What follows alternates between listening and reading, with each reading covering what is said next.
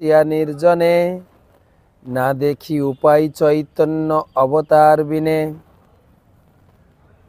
কলির প্রথমে প্রভু শ্রীকৃষ্ণ চৈতন্য অবতীর্ণ হইয়া করিব কলি ধন্য।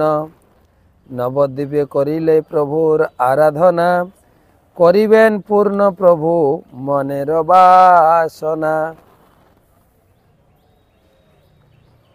তো পরের অবতার ভগবান কলিযুগে নবদ্বীপে অবতীর্ণ হবেন।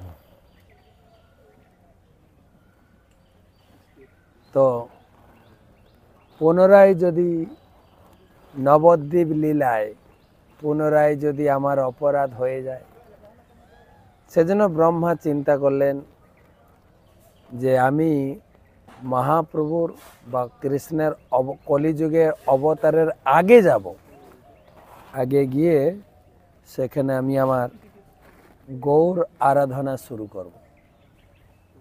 গৌর আরাধনা, তো যাতে আমার কলিযুগের অবতারে কোনো প্রকারের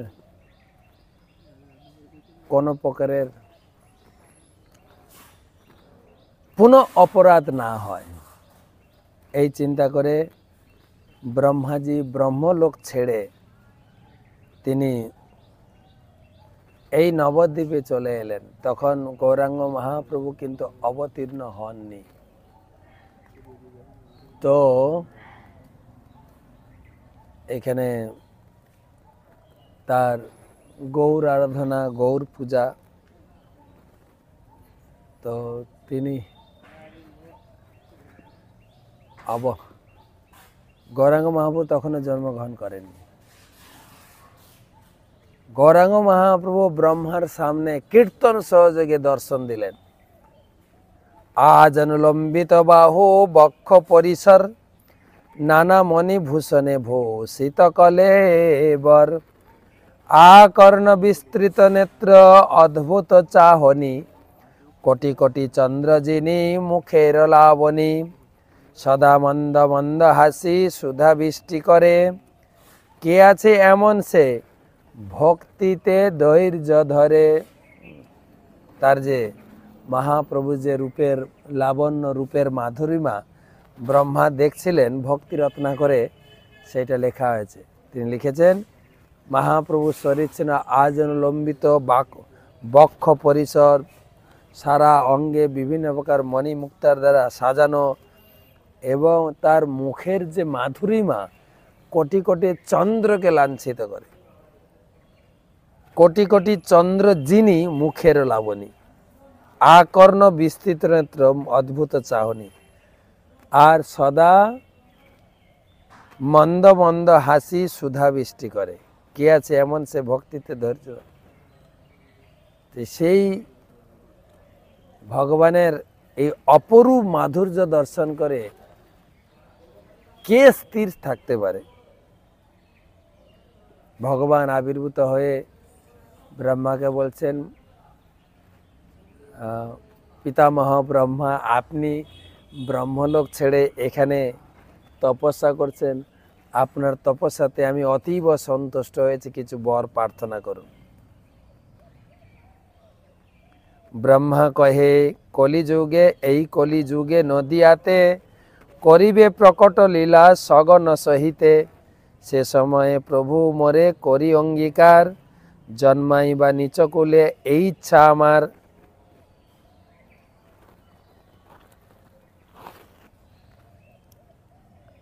ওহে প্রভু মোর অভিমান অতিশয় লোকে ঘৃণা করে যেন ঐছে দণ্ড হয়। হে প্রভু, বৃন্দাবন লীলায় আপনার চরণে প্রচুর ঘোরতর অপরাধ করেছি। তখন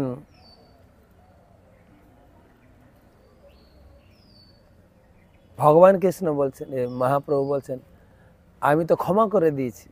যে আপনি ক্ষমা করেছেন, কিন্তু প্রভু আমি যে ক্ষমার যোগ্য নই, আমি এত বড় অপরাধ কি করে করতে পারি? মহাপ্রভু বলছেন, আপনি কি চাইছেন সেটা বলুন। বলছেন, প্রভু আমার এই পথ পজিশনের জন্য আমার এই অপরাধ। এই ব্রহ্মাণ্ডের সব থেকে বড় শ্রেষ্ঠ জীব আমি, আমার এই অপরাধ এইখানেই হয়। আমি শুনেছি আপনি কলিযুগে এই নদিয়া নবদ্বীপে অবতীর্ণ হবেন, তো আমি আপনার প্রকট লীলা সাক্ষী থাকতে চাই, দর্শন করতে চাই। তো আমাকে একটা কাজ করুন, আমার মনের বাসনা আছে সে সময়ে প্রভু মরে করি অঙ্গীকার, জন্মাই বা নিচ কুলে এই ইচ্ছা আমার, আমাকে নিচু কুলে জন্ম দেবেন। আমি এই ব্রহ্মাণ্ডের সর্বশ্রেষ্ঠ জীব, তো সেই জন্য আমার অহংকার, পদের অহংকারে, পদ থাকলে বিপদ, পদের সামনে বসালে বিপদ, সেই জন্য আমাকে নিচু কুলে জন্ম দেবেন। নিচু কুলে জন্মাই বা নিচু কুলে এই ইচ্ছা আমার। ওহে প্রভু মোর অভিমান অতিশয়, লোকে ঘৃণা যেন করে যেন ওই ছেদণ্ড হয়। আমার অভিমান তো খুব, সর্বশ্রেষ্ঠ জীব, তো লোকে যেন আমাকে ঘৃণা করে, অপমান করে, সেই রকম নিচু কুলে জন্ম দেবে। ঘোচাইবা আমার দারুণ দুষ্টমতি, করাইবা তোমার শ্রী নামে গাঢ়মতি। আরেকটা ইচ্ছা হচ্ছে আমাকে আপনার নামের প্রতি যেন রুচি জাগ্রত হয়, সেই কৃপা করবেন। পূর্বে জয়ছে মায়াই মোহিত কইলা মরে, তাহা না করিবা প্রভু এই অবতারে। আরেকটা কাজ হচ্ছে এই দাপর লীলায় আপনার মায়া দ্বারা আমি মোহিত হয়ে আপনার চরণে অপরাধ করেছি। এই গৌর লীলায় জন্য সেই ধরনের মায়া মোহিত করবেন না প্লিজ। অনুক্ষণ তোমার সঙ্গে তোমার ভক্তের সঙ্গ চাই, জীবনে মরণে যেন তোমারে ধিয়াই। তোমার ভক্ত সঙ্গে আমি থাকতে চাই, আর যেন সবসময় তোমার ধ্যান করে আমার জীবন অতিবাহিত হয়। আর এই কথা শুনে মহাপ্রভু বললেন তথাস্তু, তোমার সমস্ত অভিলাষ পূর্ণ হবে।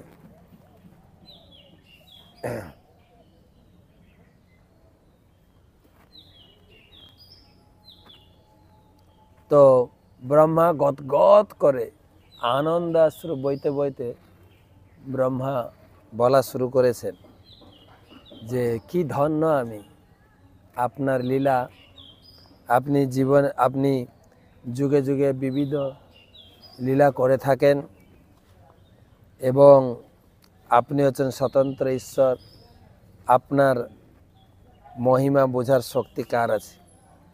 আপনি পূর্ব যত যত লীলা করেছেন সব লীলা আমি দর্শন করেছি। আমার ইচ্ছা এই গৌর লীলাও আমি দর্শন করব, আস্বাদন করব। তখন মহাপ্রভু তার অন্তরের ভাব প্রকাশ করলেন। ভক্ত ভাব লইয়া ভক্তি রস আস্বাদিব, পরম দুর্লভ সংকীর্তন প্রকাশিব, নানা অবতারের নানা ভাবে ভক্ত যেতে, করাবো ব্রজানুগত মধুর রসেতে। তখন মহাপ্রভু বলছেন একটা অন্তরের কথা, আপনি তো অন্তরের বাসনা ব্যক্ত করেছেন, আমি একটা অন্তরের কথা বলব। কলিযুগে আমি সময়কে নিয়ে আমি অবতীর্ণ হব নদিয়াতে, আর অবতীর্ণ হয়ে আমি কৃষ্ণ নাম প্রেম অকাতরে সকলের কাছে আমি বিতরণ করব,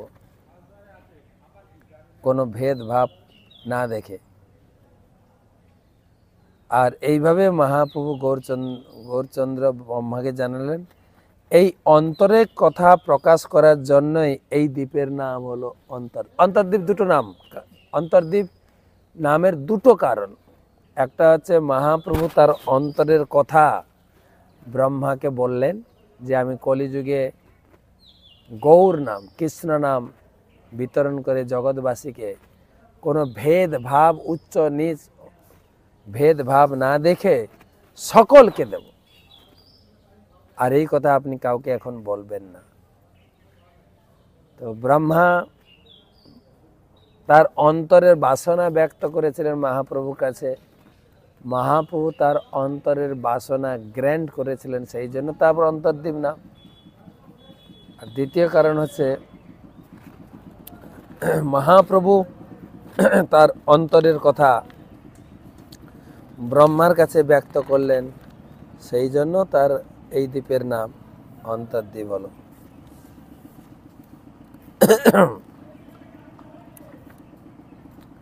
তো এখন এই জায়গায় মহাপ্রভুর জন্ম, এটাকে বলে যোগপীঠ। মহাপ্রভু উপর জগৎ থেকে এখানে এসে যোগ দিয়েছেন, সেই জন্য এর নাম যোগপীঠ। শচী গর্ভে বৈশে প্রভু ভুবনের বাস, ফাল্গুনী পূর্ণিমা আসি হইলা প্রকাশ। অনন্ত ব্রহ্মাণ্ডে যত আছে সুমঙ্গল, সেই পূর্ণিমায় আসি মিলিলা সকল। সংকীর্তন সহিত প্রভুর অবতার, গ্রহণের ছলে তাহা করেন প্রচার।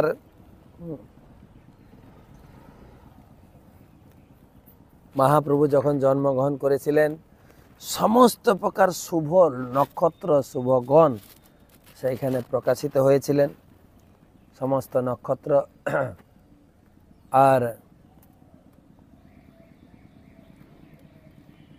সমস্ত শুভ নক্ষত্র। আরেকটা হচ্ছে যে মহাপ্রভুর আবির্ভাবটা নাম কীর্তন করতে করতে হয়েছে। সর্ব সদ্গুণ পূর্ণাম তাম বন্দে ফাল্গুন পূর্ণিমাম, যস্যাম শ্রীকৃষ্ণ চৈতন্য অবতীর্ণ কৃষ্ণ নাম অভি। যে ফাল্গুনী পূর্ণিমায় শ্রীকৃষ্ণ নামের সহিত মহাপ্রভু কৃষ্ণ চৈতন্য অবতীর্ণ হয়েছে, সর্ব সদ্গুণ পরিপূর্ণ সেই ফাল্গুনী পূর্ণিমা তিথিকে বন্দনা করি।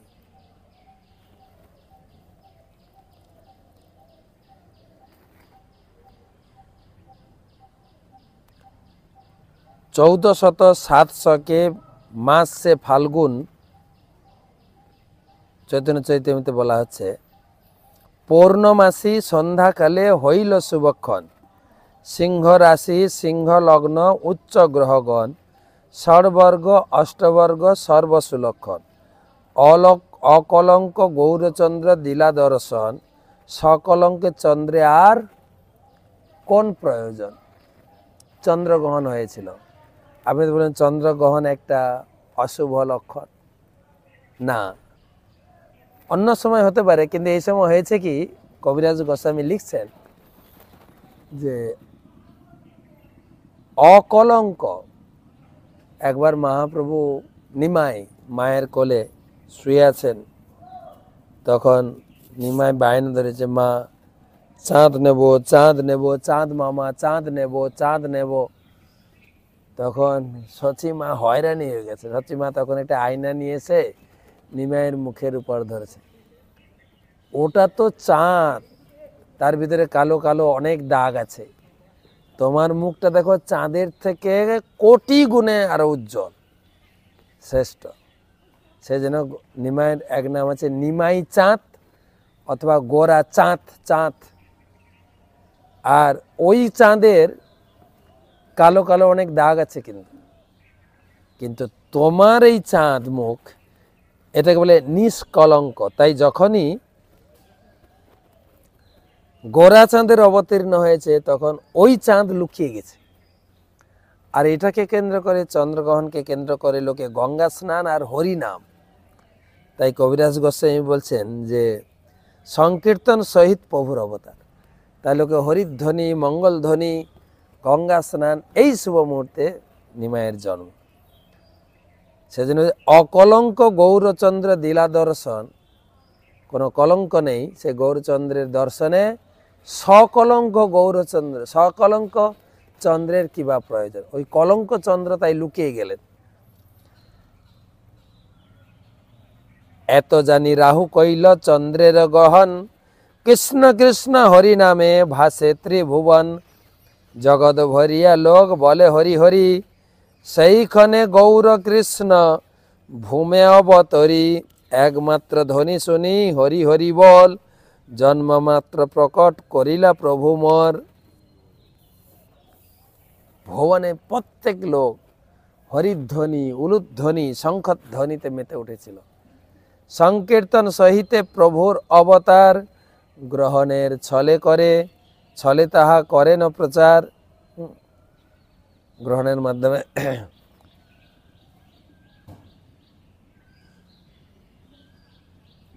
আর অদ্বৈত আচার্য বাবু তিনি শান্তিপুরে ছিলেন, তিনি ওখানে নাচা শুরু করেছেন হরিদাসকে নিয়ে। সেই কালে নিজালয় উঠিয়া অদ্বৈত রায় নৃত্য করে আনন্দিত মনে। হরিদাসে লইয়া সঙ্গে হুঙ্কার কীর্তন রঙ্গে, কেনে নাচে কেহ নাহি জানে। দেখি উপরাগ হাসি শীঘ্র গঙ্গা ঘাটে আসি, আনন্দ করিল গঙ্গা স্নান। পাইয়া উপরাগ চলে আপনার মন বলে, ব্রাহ্মণের দিল নানা দান।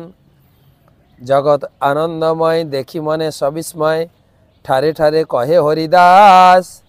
তোমার ঐছন রঙ্গ মোর মন পরসন্ন, দেখি কিছু কার্যে আসে ভাস। তো চৈতন্য মহাপ্রভুর জন্মস্থান আমাদের অনেক লোক বলে যে মহাপ্রভুর জন্মস্থান, মহাপ্রভু যাওয়ার পরে